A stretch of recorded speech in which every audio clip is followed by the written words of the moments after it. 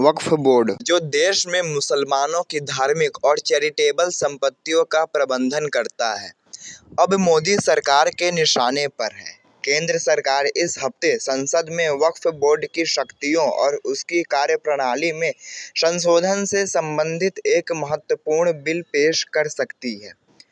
सूत्रों के अनुसार इस बिल में वक्फ बोर्ड की संपत्तियों पर नियंत्रण और प्रबंधन के तरीकों में कई बड़े बदलाव प्रस्तावित किए गए हैं। सबसे महत्वपूर्ण प्रस्तावों में से एक वक्फ बोर्ड की किसी भी संपत्ति को वक्फ संपत्ति घोषित करने की शक्ति पर अंकुश लगाना है।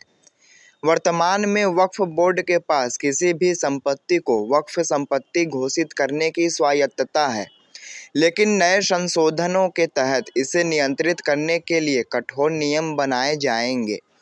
इसके तहत वक्फ बोर्ड को किसी भी संपत्ति को वक्फ संपत्ति घोषित करने से पहले अनिवार्य रूप से सत्यापन करना होगा। वक्फ बोर्ड की विवादित संपत्तियों के लिए भी अनिवार्य सत्यापन का प्रस्ताव रखा गया है। इससे यह सुनिश्चित किया जा सकेगा कि वक्फ बोर्ड के दावे वैध और सही हैं। यह कदम उन मामलों में भी मदद करेगा जहां संपत्ति पर दावे विवादित हैं। सत्यापन प्रक्रिया से यह भी सुनिश्चित होगा कि वक्फ बोर्ड की संपत्तियों का दुरुपयोग नहीं हो रहा है।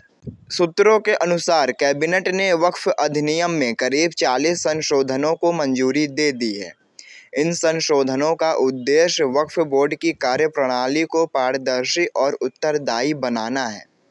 इन संशोधनों के तहत वक्फ बोर्ड के अधिकारियों की जिम्मेदारियों और उनके कार्यों की निगरानी भी बढ़ाई जाएगी।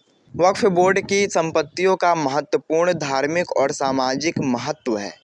इन संपत्तियों का सही प्रबंधन और उपयोग सुनिश्चित करना सरकार के लिए बड़ी चुनौती है।